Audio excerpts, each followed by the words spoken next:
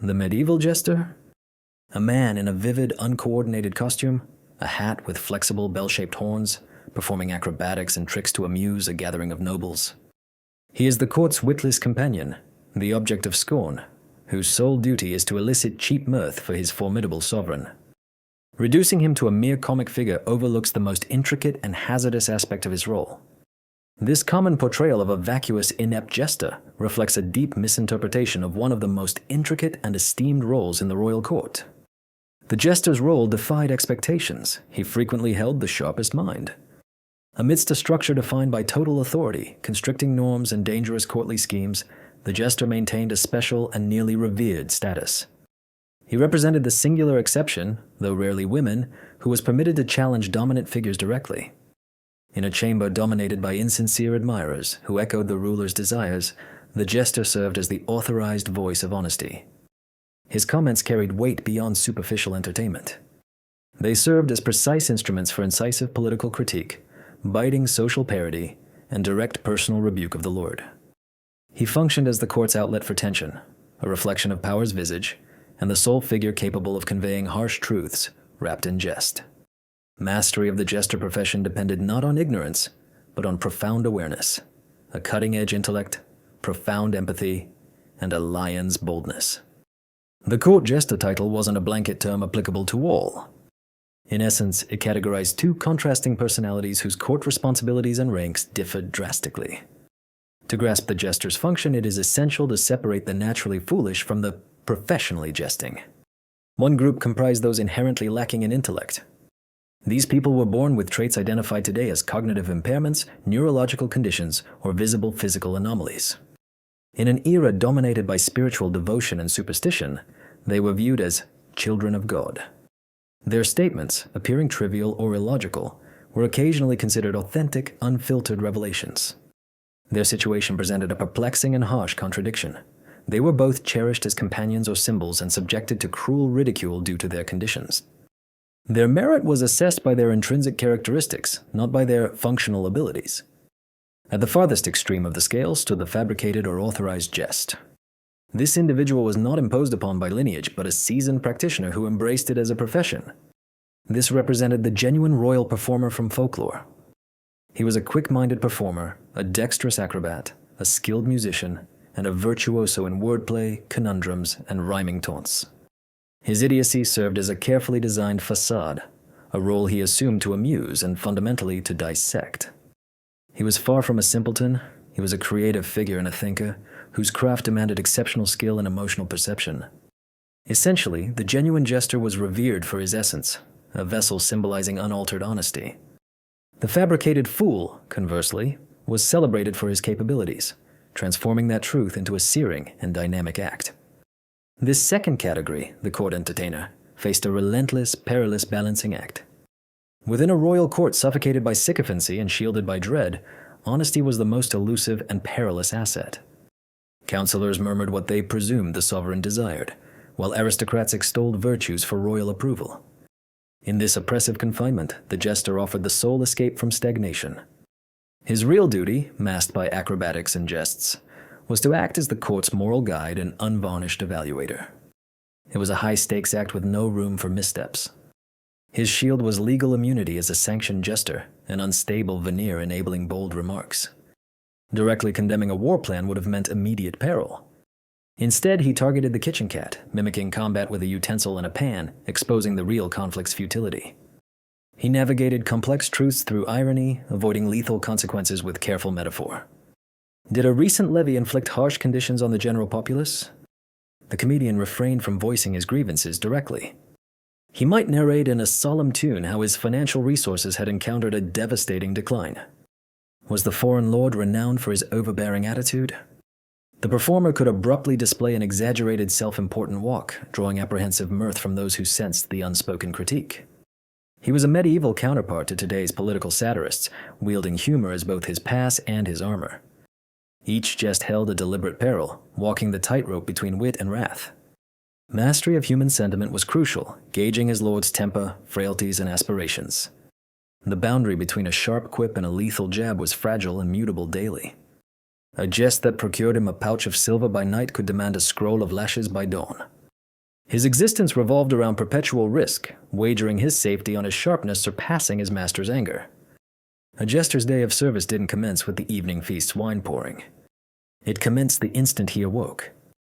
To a seasoned jester, court life demanded a non-stop around-the-clock act, where the critical aspect of his role occurred well before any jest was made. That pivotal aspect involved attentive listening. His time was devoted to observation rather than practice. He possessed unmatched ease in navigating spaces. Unshackled from rigid social norms, he moved unseen through the fortress. He could linger in the kitchen corridors, capturing whispered tales. He would remain by the stables, absorbing murmurs of the armored men. He could perch unseen in a corner of the great hall, tracking the fleeting exchanges and hushed dialogues among courtiers. He was the court's perpetual vault of clandestine knowledge, half-truths, and simmering hostilities. He needed to track who held the monarch's favor and who had fallen from grace. He required awareness of each lord's gambling debts, each lady's covert liaisons, and the dormant grudges beneath social veneers. This was not idle interest, it was his strategic leverage. A punchline's humor depended on its pertinence, while its acceptability hinged on his understanding of the crowd's private vulnerabilities. In a tangible way, he held the most comprehensive knowledge across the entire fortress. The central ceremony, naturally, revolved around the dinner in the main hall. While the lord and his visitors dined, the jester would assume the spotlight. This moment defined his moment of triumph. He showcased a diverse range of talents, including acrobatic feats, juggling acts, illusion performances, and playing instruments such as the lute or bagpipes. His central duty involved overseeing the evening's events as the event's host. He participated in clever exchanges with the aristocracy, posed riddles, delivered humorous verses, and presented his meticulously written parodies. The show was participatory. He would tease a lord for spilling wine on his tunic or craft an impromptu complimentary verse for the castle's lady. He dictated the atmosphere, employing his wit to alleviate strain or enliven a monotonous night. Yet throughout, he observed, assessed the responses to his humor, recording the lord's boisterous chuckle or the queen's faint grimace for later recall. His daily routine consisted of data collection alternating with perilous public spectacles, restarting anew each morning. The Jester's ensemble was not merely a haphazard assemblage of vividly dyed remnants. It functioned as a commanding and unmistakable insignia, an imagery portfolio declaring his privileged and protected role.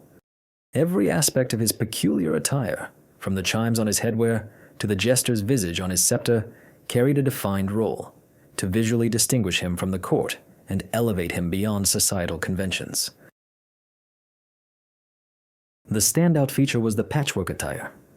This referred to the multi-hued attire, frequently split vertically into contrasting shades such as crimson and gold or emerald and azure.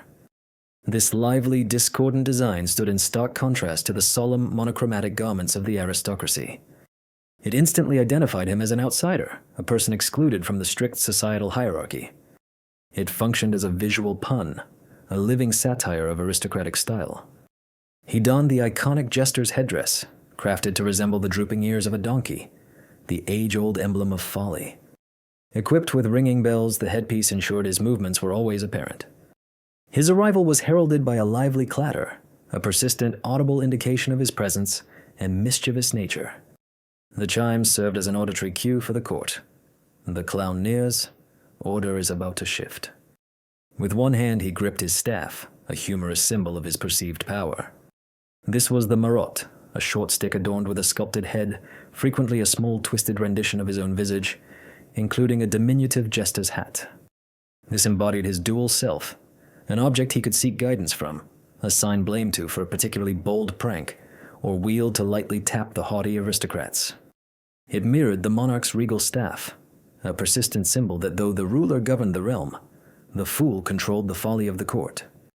This full attire served as his armor. It granted him permission to act. Adopting an extreme outsider persona, he paradoxically gained entry into the most secluded echelons of authority, with his unconventional attire allowing unrestricted expression and behavior alien to others.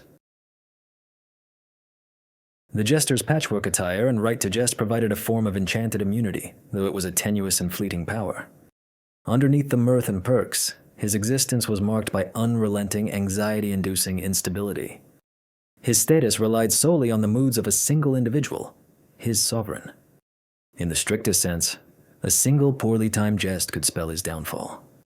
The boundary between a witty remark and a career-altering offense was razor-thin, shifting with the Lord's emotions, his wine intake, or daily political tensions.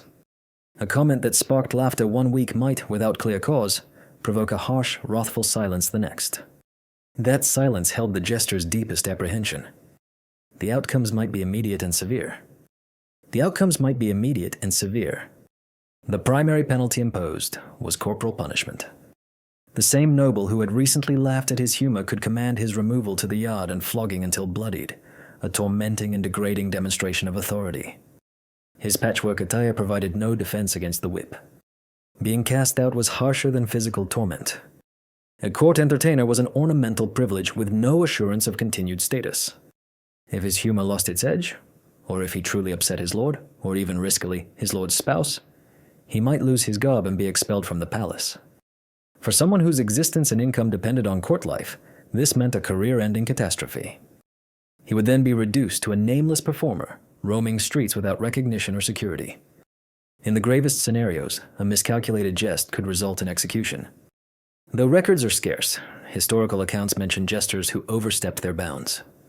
A jester privy to excessive state secrets or one who ridiculed a notably insecure and autocratic monarch might face abrupt career termination and loss of life. He served as the court's favored jesters, yet remained its most replaceable asset. That persistent, hidden danger became an unseen collaborator in every jest, the unrelenting pressure making his act not merely amusing, but genuinely audacious. The court jester's persona could appear as an odd and remote artifact, a burst of wild hues against the otherwise somber medieval backdrop. Yet considering him solely a historical curiosity would ignore his deep and lasting impact. The court's comedian held a role beyond mere amusement. He provided a way for society to confront unchallenged authority. In his era, he was an indispensable yet contradictory fixture within the royal court's operational framework. He functioned as a reflection unafraid to expose the ruler's vulnerabilities. He acted as a release, mitigating the escalating tension of courtly schemes and suppressed grievances before they turned violent. In a domain prioritizing decorum and submission, his mockery served as defiance, a crucial reminder that even the strongest leaders were, ultimately, flawed and often irrational. Despite the disappearance of colorful outfits and ringing bells, the essence of the clever jester remains vibrant. It persists through political illustrators whose sharp satirical images can shape a leader's public image. It flourishes among late-night entertainers and hosts who expose elites' false pretenses with a single witty remark. It propels the solo performer who confronts societal taboos and shares veiled critiques in a performative setting. These contemporary jesters have swapped courtly pomp for digital platforms and the danger of public shaming for cyber backlash. They employ humor as a vehicle for scrutiny, inquiry, and exposing the contradictions of contemporary society. The clever simpleton, in all his brilliance, has never truly vanished. He merely exchanged his staff for a speaker, and his shadow still moves, ridiculing and confronting authority today.